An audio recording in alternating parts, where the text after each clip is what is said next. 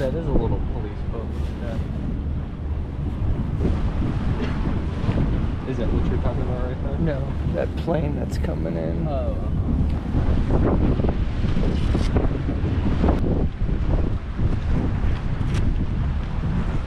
Alright everybody, so we are off on our adventure here. Obviously this is not our full crew. You're more than welcome to stand up to grab a couple of quick photographs. I don't mind. Just keep in mind that there are other people on board, so you don't want to be blocking their view. Now, has anyone been whale watching before? So the more eyes that we have, the better odds that we have of seeing wildlife. So we work with every company right from Seattle to Vancouver, out to Sault, Sydney, San Juan Island. Doesn't matter what color your boat is or how big it is, we all share our information.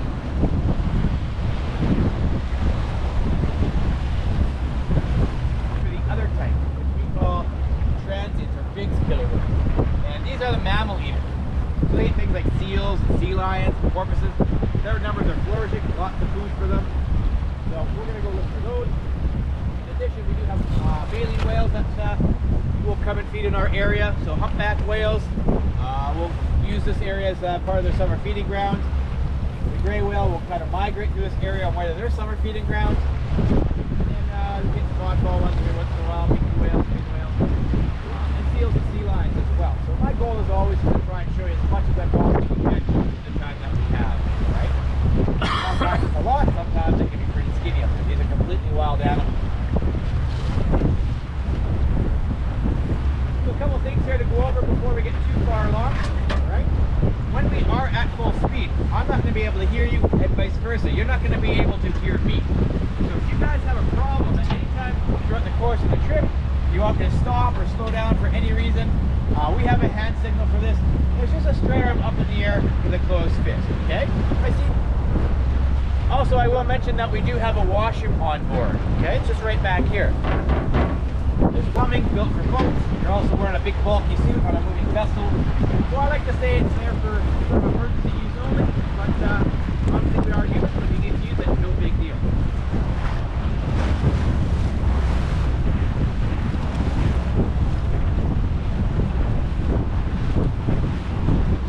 And then lastly, where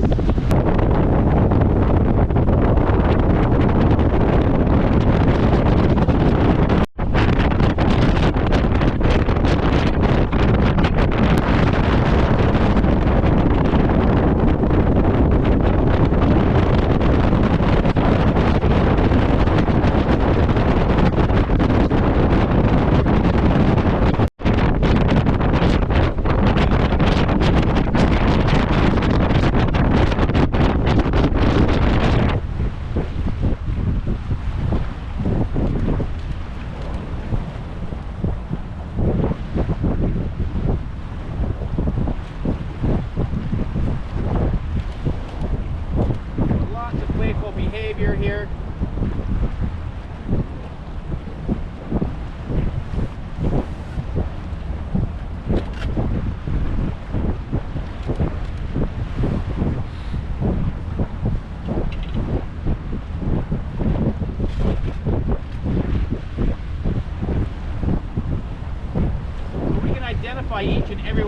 whales as well by their markings, their saddle patch, which is the area behind their fin. Also, that dorsal fin will have scarring on it, or nicks, or scrapes on it. And so it's every one of those fins is unique, as well as the saddle patch behind their dorsal fin. The family we have. Now, unlike baleen whales that actually have a mating season, these guys here can mate all year round. So for the baleen whales, they always have to give birth in the warmer waters. These guys here can give birth in every month of the year. Okay, so we'll get days like today where we have two families that come together. Males from one family will go visit the females of another family, have a little bit of fun, and hopefully in 16 to 18 months we have a brand new baby orca. That's right, that's what I said. 16 to 18 months is their pregnancy, so double that of humans.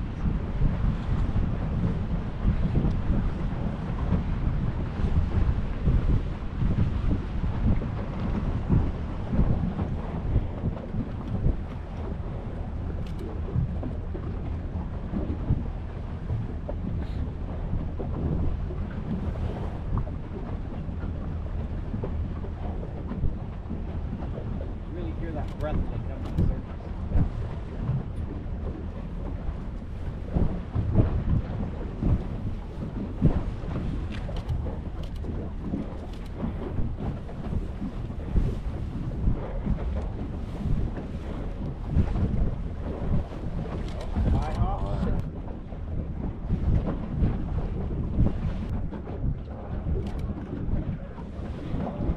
It's crazy, you can hear them.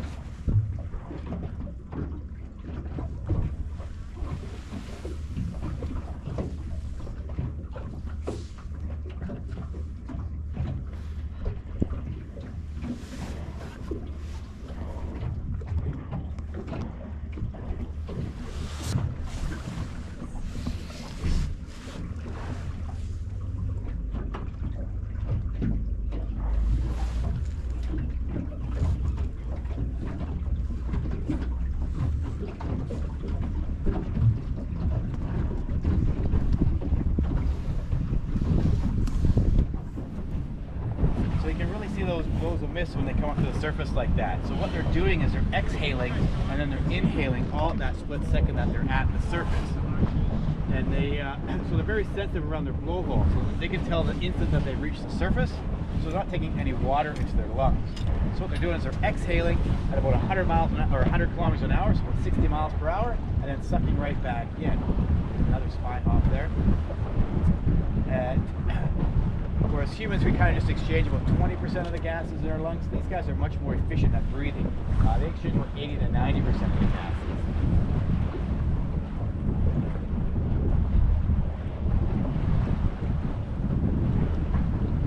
So we get definitely a lot of social behavior here. Tail slapping, waving of their sort of bottom fin. Spy hopping is when they come vertically out of the water.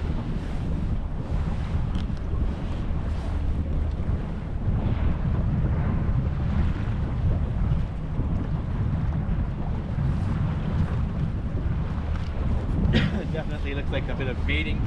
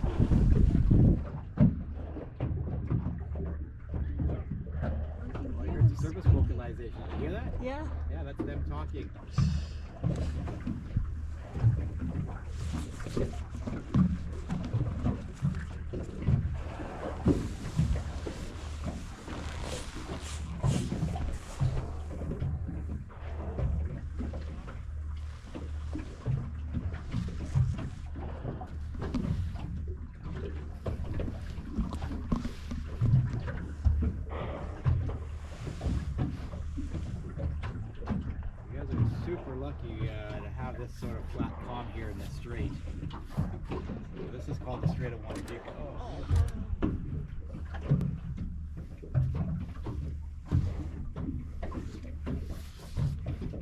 Everything on our right here, this is all Vancouver Island. That's Washington State. Right now we're sitting off pretty much close to Jordan River. That's where we're staying. No? Probably take you longer to drive there than it did Exactly. So we were thinking the entire time.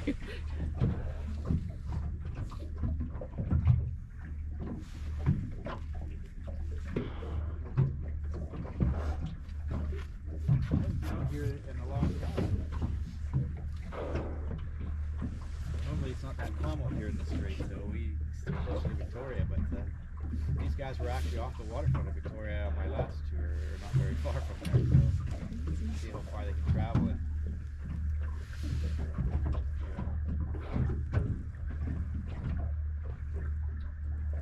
This was the same pod from this morning. Yeah.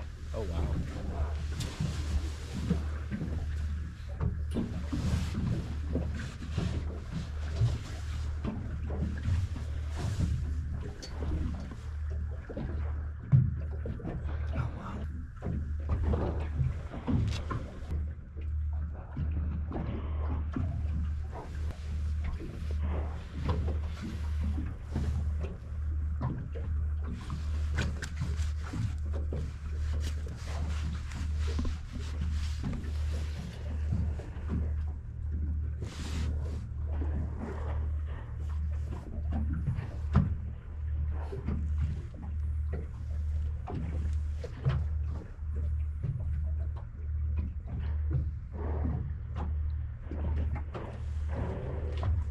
Definitely having a good time. This is not typical behavior that we always see. Normally these guys are quite serious because they are out here looking for the seals and the porpoises. They tend to be a lot more stealthier. And definitely not this many in a group. Normally we just get one family. That's usually around 4 to, at the most, 7 individuals. But I think there's actually 3 families in here. I believe the 109As are here and the 46Bs. And so what that means is that the T means that they're transient, the 46 means that the mother was the 46th whale photo identified, and the B means that it's the second offspring of T49.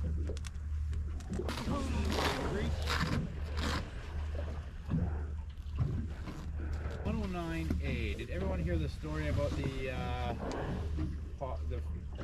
mother that got beached and ended up dying? This is her family. That brave little hunter, the orphan. This is her family here, and I don't think she's here yet. I don't think they located her. But it's this family here. So it's the 109A2s. This sound waves will travel back towards them, up their lower jaw, to where their melon is. They can basically form an acoustic image of what they're looking at. Almost like them having an ultrasound. Ultrasonic vision. Females can average anywhere between 60 to 80 years. Although we did have some in our southern residence family. Granny was 106 when she passed away. Lemmy was 102. So they can live a long time. The males have a shorter lifespan, around 40 to 60 years. So basically the females are able to have their first calf when they're about 12 to 14 years of age. Long gestation period, like I said, 16 to 18 months. They do form these lifelong bonds. And over the course of their lives, one mother can have about 5 to 7 calves. And then they become sort of post-reproductive, just like in humans. And the grandmother becomes more of a teacher and a discipliner and mentor, while the daughter still can go out and frolic with boys from other families.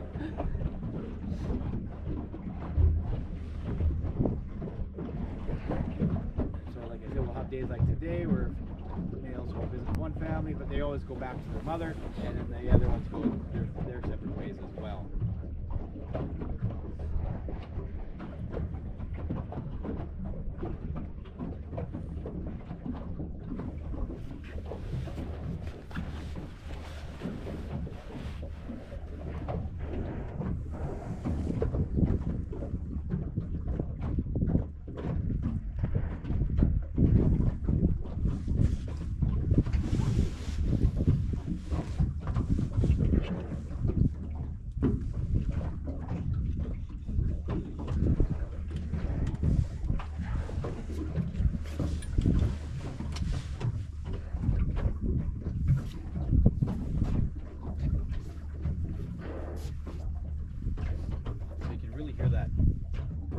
come to the surface. So all the whales are known as conscious breathers. So what that means is they have to think, they have to remember to come back to the surface to take a breath. Whereas humans, we just automatically breathe. We don't have to think anything about it, it just automatically happens. That's not the case with the whales. They always have to remember to come to the surface, or they can forget to breathe, and they could potentially drown.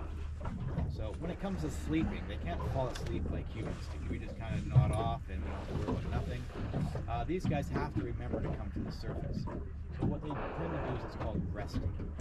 They basically shut down one hemisphere of their brain at a time, leave the other one just conscious enough for them to remember to do some of those things like breathe, metabolic, digestive stuff. And they'll do it together as a family. So whenever the mother decides that it's time to go have a bit of a rest, they'll get nice and close together, almost touching one another, and everything becomes very lethargic, very tranquil. It's almost like they're in a trance. They all go down together.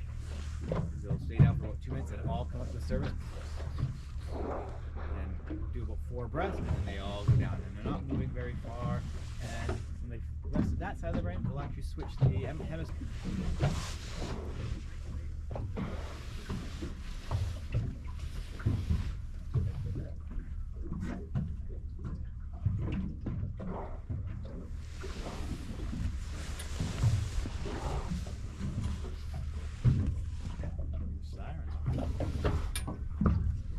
Kind of circumnavigate all the islands. They'll sometimes go right around all of Vancouver Island. Sometimes they turn around. 46Bs are one of the families that we see a lot of. How close will they get to shore? So when 2 families come together, there's just lots of playfulness. You can see them being pushed around by one another. They're coming up. And a spy hop is essentially just having a look at the surface, having a good look around.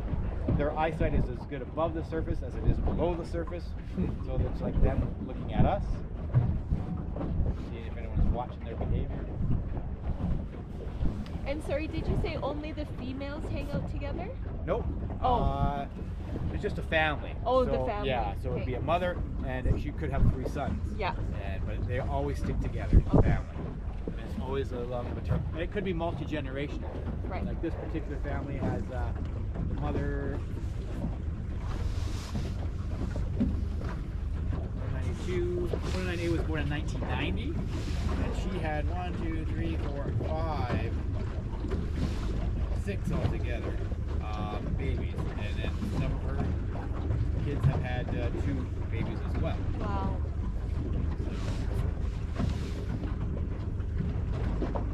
And when they start to get too big, ideally they want to be around a pod size of 7. If they start getting into 10 and 12, they'll separate. The sisters, and well, if they got get to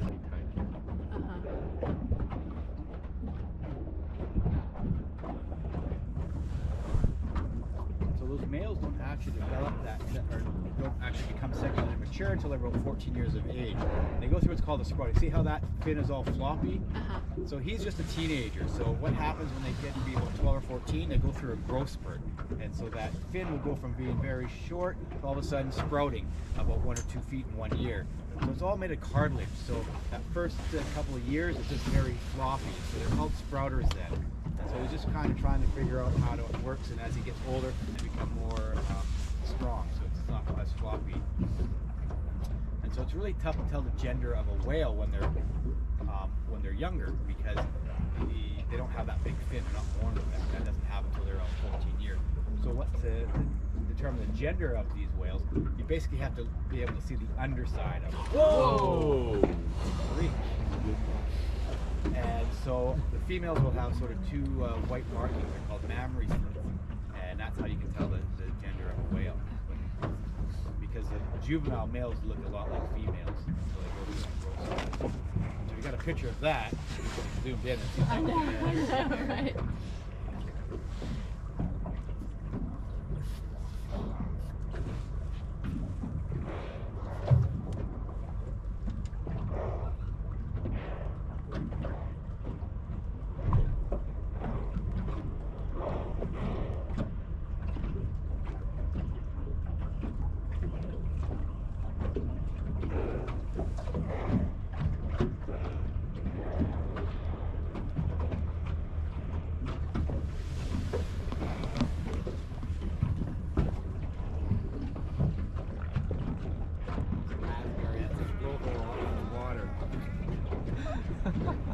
listen to them.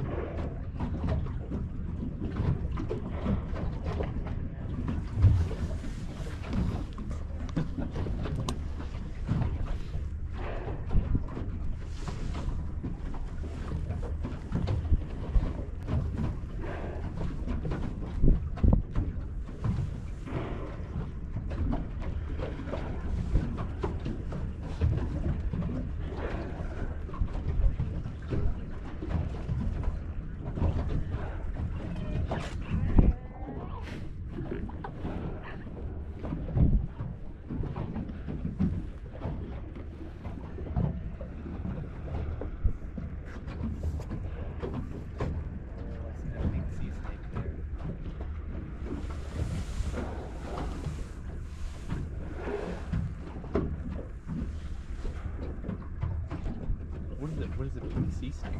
That's exactly what you think it is. Guess I should have thought harder. So those sounds we heard, were those mating sounds? That's just them. That's Playing? communicating. Yeah. So they make a series of all the transient whales make a series of 7 distinct calls that they all understand. So these guys have a range from sort of Northern California all the way to southwest Alaska. So that's what they're just doing, these chirps and whistles. But one's laying on his side and is using his big pectoral fin. Looks like a big elephant ear.